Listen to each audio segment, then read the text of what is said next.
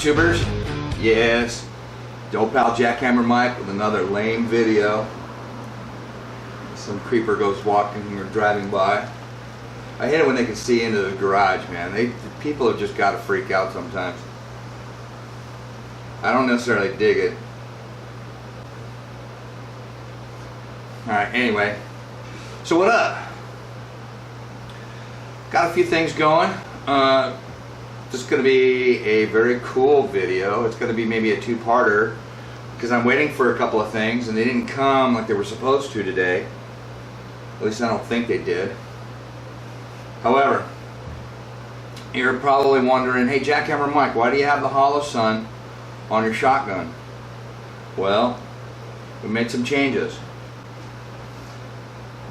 The M4, the Colt, the beautiful Colt LE6920 that I had before I got my shotty, was my CQB, and the Holosun was the first sighting enhancement that I did to it, the first optic.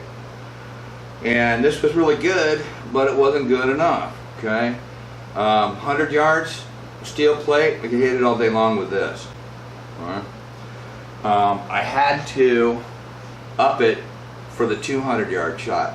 I could do it, but it was infrequent and it wasn't as accurate as I wanted it to. So I got the 3-power Vortex and put on there, and it helped a lot. It helped quite a bit, but it wasn't really good enough. But being that that was my only CQB, a house gun, I just kept it on. And that's the way it was. This Holosun is a fantastic optic. It's fantastic. And Holosun, to their credit, is excellent on the warranty. It's basically a lifetime warranty on it. And the first one I had went out. They didn't even try to rebuild it or anything else. They sent me a new one because I could tell by the serial number on it. It was different. So, with that being said, Holosun, hats off. You honor your warranty. That's fantastic. Vortex is the same way. Actually, Vortex is even better because you could drop it and totally run it over with a truck by accident, and they're gonna give you a new one. You know, they've got a no BS warranty, which is fantastic. So what I've done is I've taken off the optics on the M4. You've seen us, you've seen the run and gun. You know, 2 100-yard steel plates and a 200-yard steel plate. It's getting it, but it's not quite getting it done the way I want it to. And so now that I have this beautiful girl, Old Painless, she's my new CQB. She's my house gun. Oh, I love her. Oh, baby. So I don't need the Holosun on the M4 anymore. I don't need the magnifier on here anymore. I'm looking for something a little more oomph to it. So that being said, oh gosh, she's just like so sighted in. It is so awesome. Totally co-witness. Now I don't know if I want to take off the ghost ring or the front sight on this thing, but as I'm looking through it, my Holosun dot is right in the center of this mamma jamma. Alright? And this thing, I did sight it in for a 100-yard steel plate with what am I trying to say here? Slugs. So it's capable to 100 yards with a deer slug the way it's sighted in right now. However, you know, that being said, I'm sure that it shoots high at close range a little bit, because that slug is really taking a, you know, it's like launching a howitzer. You got to shoot it way up in the air to get it to go down. So I'm sure this shoots a little high, but with birdshot or buckshot, what difference does it make? Now, I said birdshot. It wasn't a Freudian slip. It wasn't something because I'm stupid. I'm really concerned with over-penetration. And if you look at some of the videos that are out there, there's a couple of good ones here. I'll try to show it a little bit here. These guys go slow-mo, and the first one you see is AR-15. I think it's a 5.56. I think it's 55 grain. I don't remember what it was. I'll put it in up here somewhere. What if they mention the size? And I'll put a link below for the video if you want to go see it. It's really kind of boring. It's kind of a cheesy video. Much more cheesier than mine. I couldn't believe it. There's actually somebody out there that makes a cheesier video than me, which is fantastic because I don't want to ever be last. So they shoot 5.56 and it goes through like 8 walls. They put 8 2x4s, you know, they put 8 boxes of drywall through, so you actually had 16 sides. And it went through every one except the very, very last one. So if you were in your house shooting and you shot through 8 walls, how many of them are gonna, how many walls do you go through depending on the direction that you shoot before it exits your house and possibly into your neighbor's house? We don't want that. Alright? They do a 9mm. I was surprising that the 9 went so far. And it was, I believe it was with Critical Defense or something like that, hollow points. It went freaking far. And that's something to have to consider. Which before I even had the M4 or the shotgun, the 9mm was the only thing I had. Which is actually kind of scary because if you figure, what does your neighbor have? You know? How close are you to your neighbors? And if somebody's in their house and they shoot, are they maybe as trained as you are? Are they as experienced as you are? Do they get out and practice like we do? Who knows? But that doesn't mean jack shit. I could practice all day long, but when the rubber meets the road and somebody's actually in my house and my adrenaline is going and my tunnel vision is going, and like Rick from Think Like a Cop says, there's all sorts of phases of fight or flight, and the hair on your arms stands up, and there's just all kinds of things that happen to you. Your breathing starts changing, and you know, you're getting nervous, you're hopped up, you might even be trembling a little bit because your adrenaline's going so much and you're not experienced enough to be able to control it, because it doesn't happen to you every day. You don't train as much as you could, but you know, even when we do our run and gun, we try to get that breathing up, but that's it. I mean, it's not adrenaline, okay? It's just heavy breathing, and that really, you know, everybody that's shot it knows that, hey, it's different when you're running, okay? So your shooting capabilities might be off, and so you dump some 9mm into somebody that broke into your house. Are you going to hit them every time? Maybe not. What happens if you miss? How many walls are you going to go through? Right. So they do the AR-15, they do 9mm, and then they do buckshot. And that buckshot goes just as far as AR rounded, and almost as far, or with a 9mm went, excuse me, almost as far as both of those combined. But again, you're getting 8 walls of penetration. That's a lot. Alright. So what I do with this Mamma Jamma is I load it up with number 4 birdshot. Right? High brass, so it packs a punch. It's like a pheasant or turkey round. So it's got a lot of punch to it, but it's not going to go through 8. It'll probably go through 5 to 6 walls. Okay, so that's still a lot. That's a lot of power. So it's something to be mindful of when you're, you know, being all Barney badass and you want to use your AR-15 to blow away the bad guy that's breaking into your house. Don't do it. Unless it's the only thing you've got, don't do it. Try to tone it down a little bit, be effective. So number 4 birdshot packs plenty of wallop.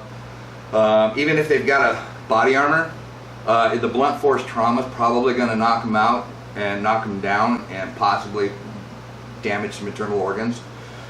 You know, my house is like 2,500 square foot. It's not super big, it's not super small. But I think the farthest distance from the one little area that I can peek through from the back of the house to the front door, that's probably about 60, 80 feet, something like that. It's not super far. So, you know, that's the longest shot I'm going to take. Most of the rooms are 20 by 30, 20 by 20, that kind of a thing. They're not super huge, so, you know, I'm not going to be taking any super long shots. You know, 75 yards with a shotgun is not going to cut it unless you're using slugs, and then you don't want to do that either. I can't even imagine what a slug will do through some of these walls. But you get the point. You know, over penetration is huge. It's something to consider. And so, you know, number 4 bird shot in here. All right. So now the old pal Jackhammer Mike had to up his game. I need some more magnification. I need more power. So what I've done is I got a very affordable optic. Now, affordable to me might not be affordable to you, or it might be super chintzy to you, depending on how much money you make. $250 is what I consider affordable, and you get a lot of scope for 250 bucks these days. A lot of scope. Zero reset turrets, 4x12, 40 millimeter objective. It's a 1-inch tube, so it's a little older style. Though I guess everybody's going to 30 millimeter whatevers. It didn't include the mount, which also cost another $450, 60 bucks or something like that. But you got to mount it, you know, so that's something to consider here. It turned out to 310, 320-ish, something like that. So, without further ado, here it is, boys and girls. Vortex Diamondback Tactical. Let me get up close, personal. You see the majesty of this baby. Look at that. Get my face out of there. You don't need to see that. Whoops. There you go.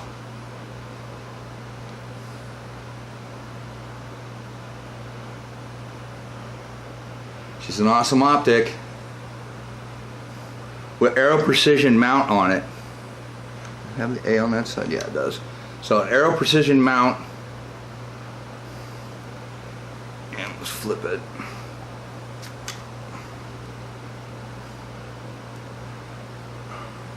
Second focal plane. Okay. What that means is it stays the same size, which to me makes a little bit more sense because, like, if I'm ranging, it's not going to get bigger, and so if I'm trying to measure distance, it's going to stay the same size. So what that means is basically, in order for this to work, because like the first focal planes to measure, like, estimate distance and all, because the reticle changes size with magnification, this one stays the same. So you basically have to go all the way out. You have to put it on high, so 12 power, in order to get an accurate, measurement of estimate of distance and all. But man, she's awesome. Now you can see this has 3.9 inches of eye relief on it. It's got a very generous eye relief, and about right there is my perfect eye relief on it. But look how big that thing is on this little carbine. So shooting to 200 yards is going to be no problem whatsoever. When we're sitting around plinking and trying to shoot 300 yards, not a problem. But the thing is massive. It's not super massive. It's I don't remember the length of it. I'll put a description of it in the inset here. And but it's only 16.5 ounces. It's very light compared to a lot of scopes. The Aero mount is 3.5 ounces. So this is all super light. Just makes it feel heavier for some reason. I don't know. It's not much more heavy than what I already had on there. Maybe just a little bit, but not much.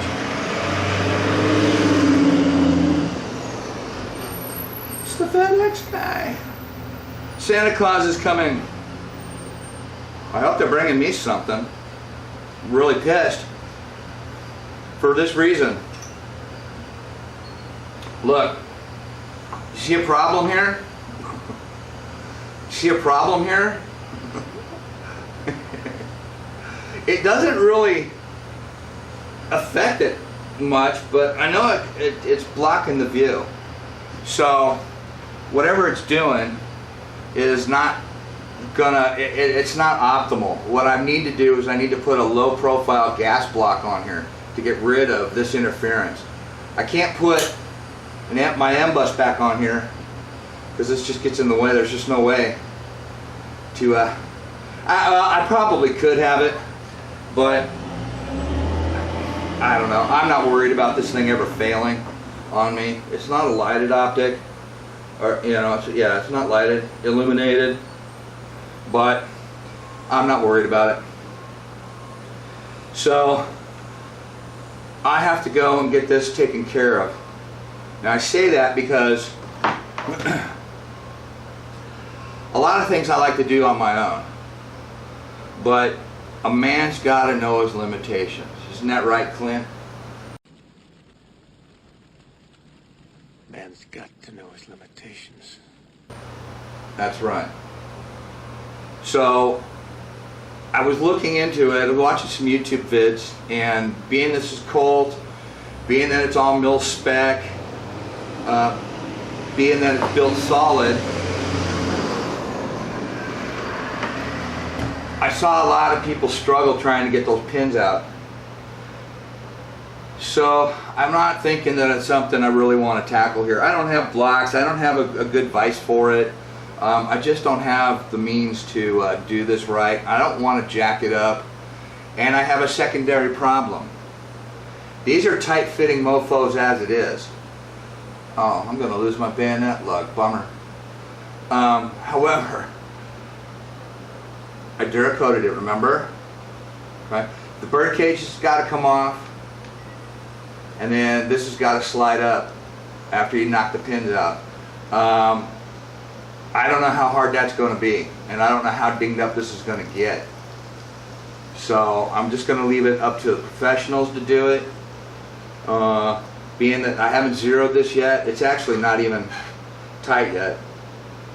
I just have it on there because I wanted to get my eye relief kind of scored here. Oh, by the way, the 3x9, I'm wondering, jackhammer, why'd you go with such a high magnification? 4x12 is not that high. It's not like it's a deer hunting rifle where I'm going to shoot 700-800 yards out.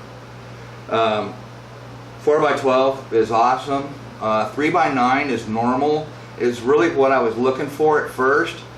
But for $189, you can get the same scope at 3x9 for 189 bucks.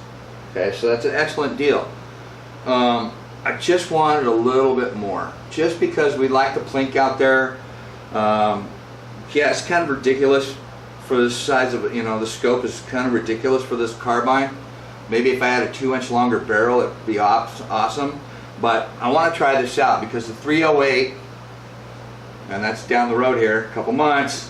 Santa Claus is coming, but the Smith & Wesson M&P 10, I'm going to need a scope for it. And for 250 bucks, I don't think you can go wrong, folks. Lifetime warranty. Anything happens to it, we run it over with a truck, a Jeep, or whatever, they're going to give you a new one. So this is the last scope this rifle will ever need. Might be a little bit much, but again, I'm not using this for CQB anymore. And even if shit hits the fan, this is not going to be my CQB rifle. This Mama Jamma, this is. Door to door, house to house, within, 25 yards, 30 yards with double out buck. Makes a pretty nice pattern. It's not super wide, but it's not super small either. It's definitely in the ballpark 50 yards, that's when you want to start throwing in some slugs. 100-yard plates. I'm gonna show, when I make a video this when it cools off, and sorry about the sweat and all, it's still freaking 100 and it'll be about 103 today, but man, the humidity is up there. We're supposed to get rain today and tomorrow. So the humidity is huge right now. And I'm just like, it was almost as bad as it was when we went on the run and gun last time. I'm sweating my balls off. So anyway, what I'm getting at is this is going to be a two-parter, because what I've chosen to do is do a little research, and I found a place called Wright Manufacturing. What was it?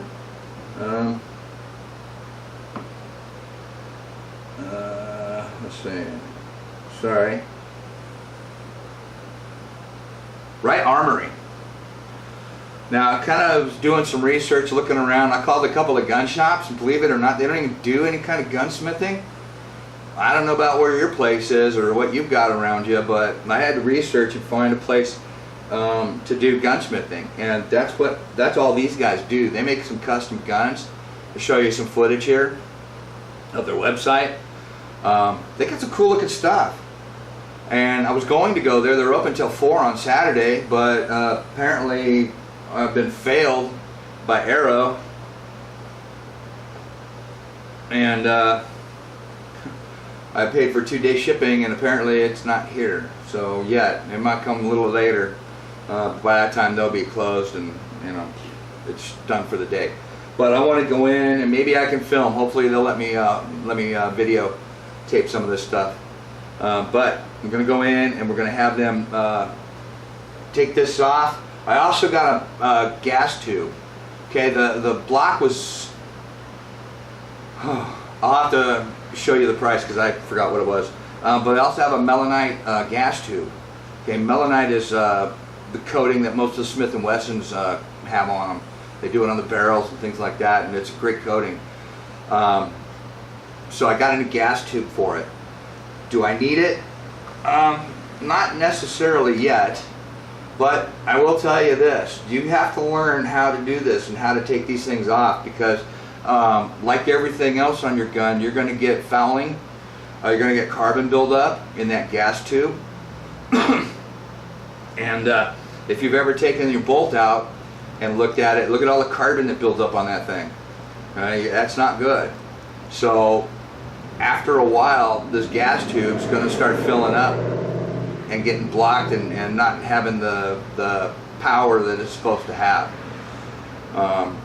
Right now, I don't think it's a problem. And over the last 3 or 4 years, maybe that I've had this now, you're looking at probably, well, it's probably been maybe 3 years.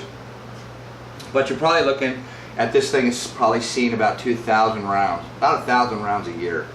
I don't really consider myself a very active shooter as far as a high rounds count for the year, but when we do go out, I mean, we're blowing through a lot of ammo, and so maybe 1,000 rounds a year through this thing. So is that a lot? No, not really, but you know, maybe had seen about 2,000 rounds. So I'm curious to see what the gas tube and the gas port is going to look like on it. So if there's anything significant, I'll show it to you, and we'll go from there. But the Wright Armory, that's where we're going to take it. We're going to let them get that off of there. They're going to have to take this off, which means they're going to have to put it back on. Means new crush washers, things like that. They've got a real reasonable price. I think it's to install owner supplied gas block. It's like 40 bucks or something ridiculous. We'll have to see. I don't know how bad it's going to be with the Duracoat on it. Again, we'll have to see. The front sight's just been painted tan, so it doesn't have any striping on it, but the barrel does. That'll be an easy fix. I can repaint that if I have to. Going to keep the Magpul on for now, but I will be able to free float it after a while if I choose to. Depending on the scope, I don't like my stock that far back, but you know, again, it's got an awesome eye relief to it. No, don't want knee knocker to get scope high again. I don't want me either. I've just never seen that with an AR, but you know, he was right up on it. He's still learning. He's still a new shooter. So, got to give him that. So anyway, we got to get rid of this. Again, I was hoping to do this today, but I don't think it's going to happen. We'll get some footage, hopefully. They'll let me shoot some pictures and go from there. And what I'm hoping for, because they've got all kinds of gunsmithing stuff that they do, I'm hoping that that works out well.